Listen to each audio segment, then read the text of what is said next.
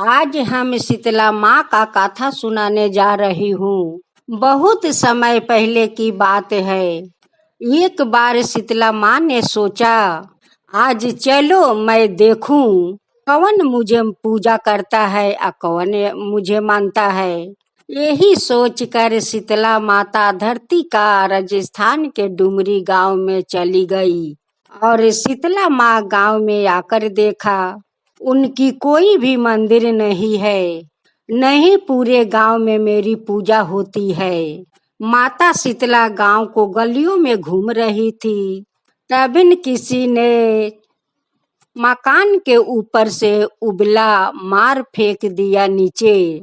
उबलता मार शीतला माँ के शरीर पर आकर गिरा, जिससे शीतला माँ का शरीर में फुसका पड़ गई। शीतला माँ का पूरा शरीर में जलन होने लगा।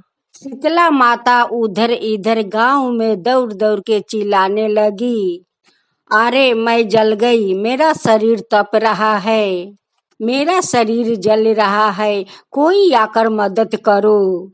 शीतला माता चिल्लाती रही, मगर उस गांव के लोग कोई शीतला माँ का मदद नहीं किया। वही अपनी घर के बाहर एक कोमैन बैठी हुई थी। वो कोमैन देखी कि अरे ये बूढ़ी माई तो पूरा जल गई है, इसकी पूरे शरीर में जलन है, इसकी सारे शरीर में फुचके पड़ गए हैं, ये जलन सहन नहीं कर पा रही है। तब उस कुम्हारी ने कहा, माँ यहाँ पर आकर बैठो, मैं तुम्हारा शरीर के ऊपर ठंडा पानी डालती हूँ। तब कुम्हारी ने बूढ़ी माई पर बहुत ठंडा पानी डाली। तब वो बोली, माई मेरे घर में रात के लबरी बनाई हुई है, थोड़ा दही भी है, तुम दही लबरी खा लो। जब बूढ़ी माई ने चावल के लबरी और दही खाई तो उनकी शरीर के ठंडक मिल गया। तब उस कुम्हारी ने कहा, आओ माई बैठो, तुम्हारा सिर के बाल का मैं चोटी कर देती हूँ, तुम्हारा चूल तो बहुत बिखरा हुआ है। और कोमैन माँ का चोटी गूंथने लगी। कोमैन माँ का बालों में कंघी करती रही। उस कोमैन के नजर माँ का सिर के पीछे पड़ी। तब कोमैन देखी कि बालों के नीचे एक आंख छुपे है। मैंने देख कर डर के घबरा के मारे भागने लगी। तब बूढ़ी कहने लगी कि रोक जाओ बेटी, रोक जाओ, मैं कोई भूत प्रेत नहीं हूँ, मैं तो शीतला माता हूँ। मैं तो ये धरती पर देखने आई थी कि कौन मुझे पूजा करता है या कौन मानता है। इतना बात कहते ही माता चार भुजा वाली और हीरा जवराते भूषण पहनते हुए, सिर पर ताज धारण करते हुए वो स्वयं प्रकट हो गई। माता का दर्शन करते ही कुम्हारिन सोचने लगी, हम गरीब औरत है, माता को कहाँ बैठाऊं। माता कहने लगी, हे बेटी तुम किस सोच में पड़ गई। उस कुम्हारी ने हाथ जोड़ते हुए आंखों में आंसू भरते हुए कहा, मेरे घर में तो चारों दिगे दरिद्रता बिखरी हुई है, मैं आपको कहाँ बैठाऊं। मेरे घर में तो नहीं चौकी है और नहीं बैठने के लिए आसन है। तब शीतला माता खुश होकर वो कुम्हारिन का घर पर गधे पर बैठ गई। शीतला माता ने एक हाथ में झाड़ू लिए और दूसरे हाथ में डलिया और उस कोमैन का घर के दरिद्रता ठार कर माँ डलिया में भर कर फेंक दी। फिर से शीतला माता कहने लगी कि बेटी तेरे सच भक्ति से मैं बहुत पसंद हूँ, अब तुझे जो भी चाहिए वो वरदान मुझसे तू मांग ले। तब कोमैन ने हाथ जोड़कर कहा, माता मेरी तो एक इच्छा है कि आप यही गांव में स्थापित होकर यही गांव में रह जाओ।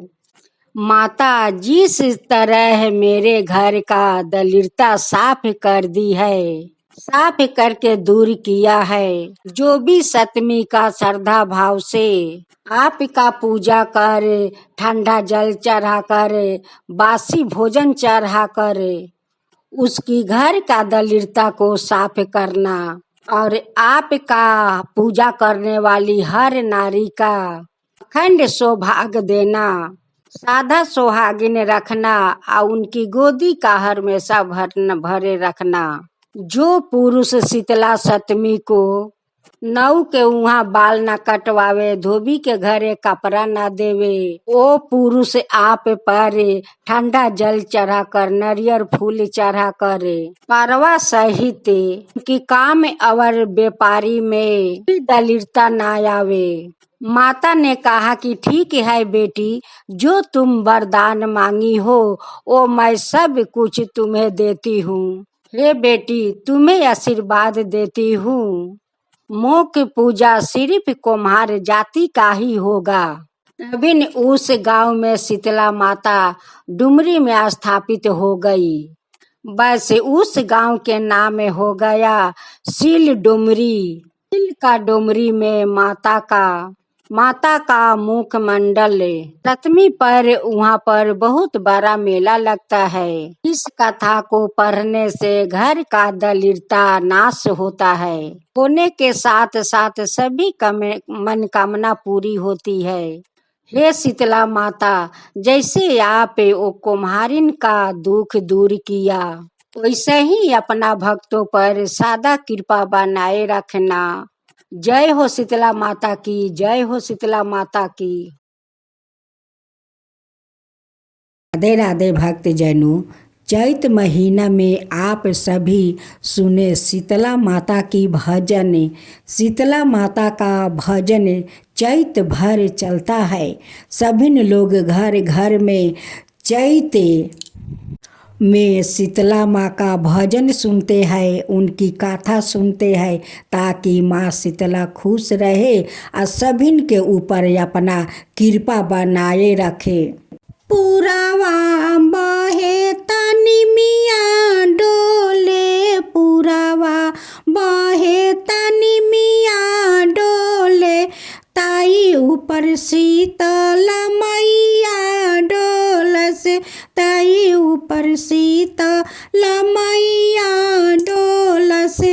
आयल चैतवा शीतला माई के दिनवा, आयल चैतवा शीतला माई के दिनवा, सब सेवकिया आवस मंदिरवा, सब सेवकिया आवस मंदिरवा, ठंडे ठंडे भोगवा लगावस सेवकिया, ठंडे ठंडे भोगवा लगावस सेवकिया, लगावस सेवकिया पियावस पनिया, लगावस सेवकिया पियावस पनिया।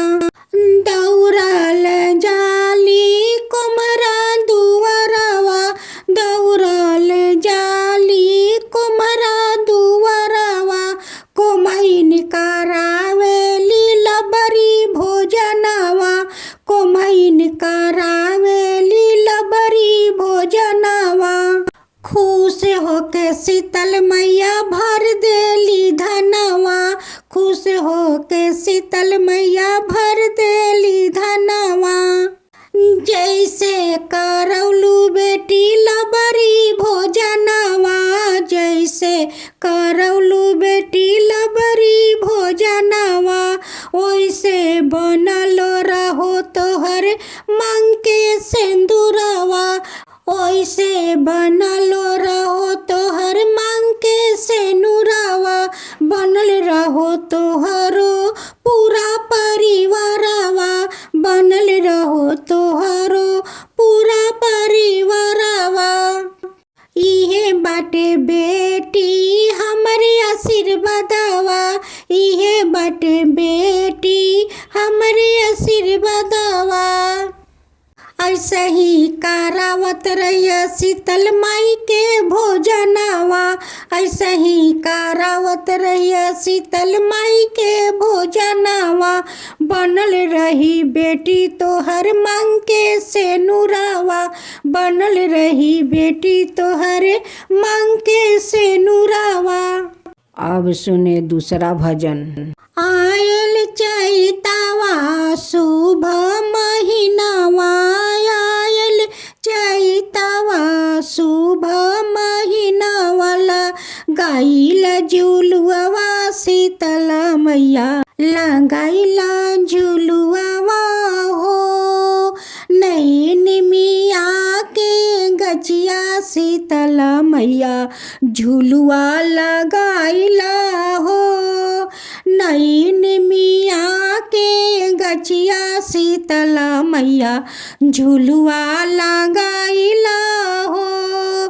आयल चैतवा शुभ महीनावा, आयल चैतवा शुभ महीनावा, लगाइला झुलुआ शीतला मैया लगाइला झुलुआ हो। बही गईले शीतल बेअरिया शीतला मैया झुलुआ लगाइला हो। बही गईले शीतल बेअरिया शीतला मैया झुलुआ लगाइला हो। नैन मिया के गचिया दशा मैया झुलुआ लगाइला हो। नैन मिया के गचिया दशा मैया झुलुआ लगाइला हो। बही गईले शीतल बेअरिया शीतला मैया झुलुआ लगाइला हो। बही गईले शीतल बेअरिया शीतला मैया झुलुआ लगाइला हो। झुलुआ लगाइला झुलुआ लगाइला झुलुआ लगाइला झुलुआ लगाइला। बही गईले शीतल बेअरिया शीतला मैया झुलुआ लगाइला हो। बही गईले शीतल बेअरिया दशा मैया झुलुआ लगाइला हो। अब सुने दूसरा भजन। आयल चैतावा शुभ महीनावा, आयल चैतावा शुभ महीनावाला, गाइला झुलुआ शीतला मैया लगाइला झुलुआ हो। नैन मिया के गचिया शीतला मैया झुलुआ लगाइला हो। नैन मिया के गचिया शीतला मैया झुलुआ लगाइला हो। आयल चैतवा शुभ महीनावा, आयल चैतवा शुभ महीनावा, लगाइला झुलुआ शीतला मैया लगाइला झुलुआ हो। बही गईले शीतल बेअरिया शीतला मैया झुलुआ लगाइला हो। बही गईले शीतल बेअरिया शीतला मैया झुलुआ लगाइला हो। नैन मिया के गचिया दशा मैया झुलुआ लगाइला हो। नैन मिया के गचिया दशा मैया झुलुआ लगाइला हो। बही गईले शीतल बेअरिया शीतला मैया झुलुआ लगाइला हो।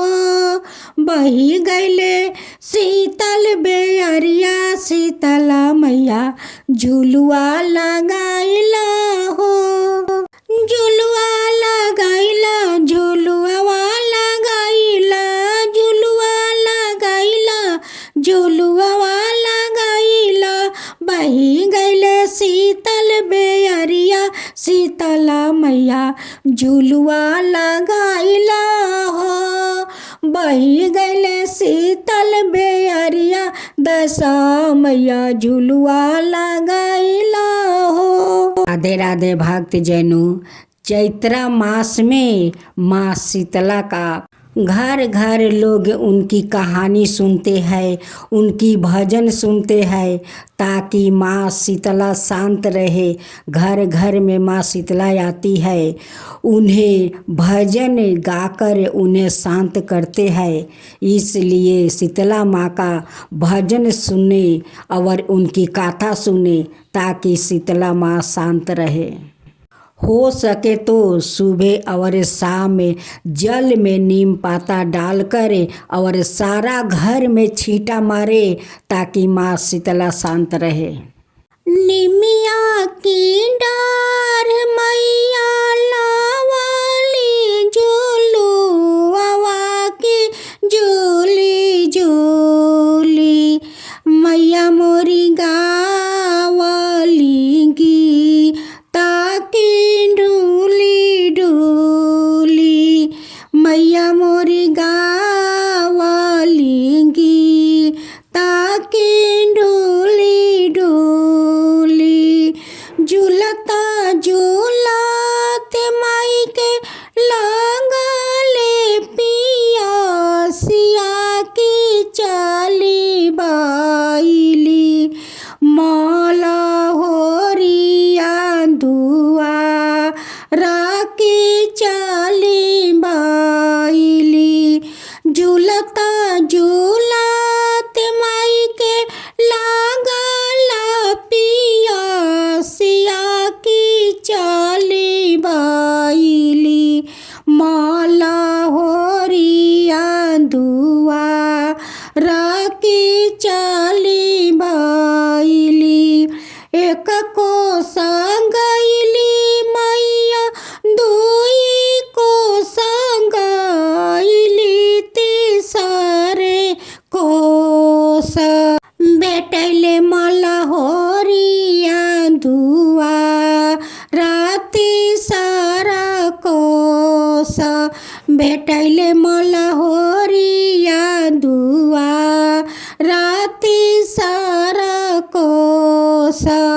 कहाँ गईलू किया भैलू मालिन के बिटिया की मोहिए का हे गेरुआ जल जुरवा इहा की मोहिए का। कहाँ गईलू किया भैलू मालिन के बिटिया की मोहिए का हे गेरुआ जल जुरवा इहा की मोहिए का।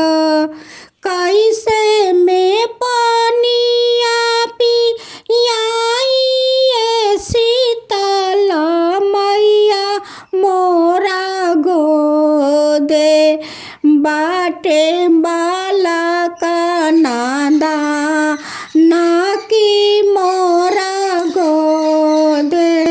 कैसे में पानिया पियाई शीतला मैया मोरा गोदे बाटे बाला का नादा ना की मोरा गोदे।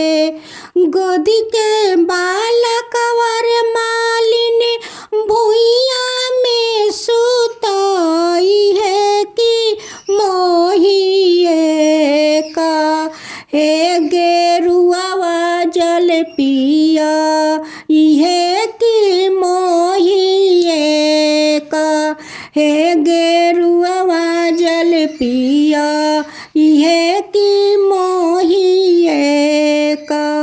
तोरा के देवर मालिन सोने की खटोलवा की ओही पर सुतई है बाला का तोहा राकी ओही पर।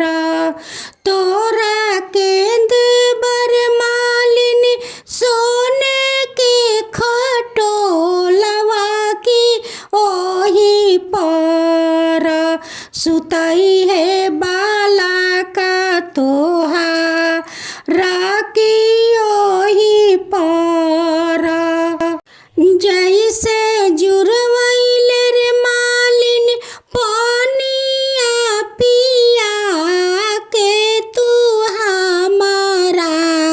के जैसे जुरवैल रे मालिन पानिया पिया के तू हमारा के वैसे तोरे धियावा जुरा सकियो सही तोर पतोहिया जुरा सकियो सही तोरा के देवर मालिन सोने के खटोलवा की ओही पर सुतई है बालका तोहार की ओही पर जैसे जुरवैल रे मालिन पानिया पिया के तू हमारा के ओइसे तोर धियावा जुरा सकियो सही तोर पतोहिया जुरा सकियो सही बनल रही घरवा दुआरवा बनल रही परिवारवा की बनल रही तोरो पूरा परिवारवा की बनल रही तोरो पूरा परिवारवा की बनल रही।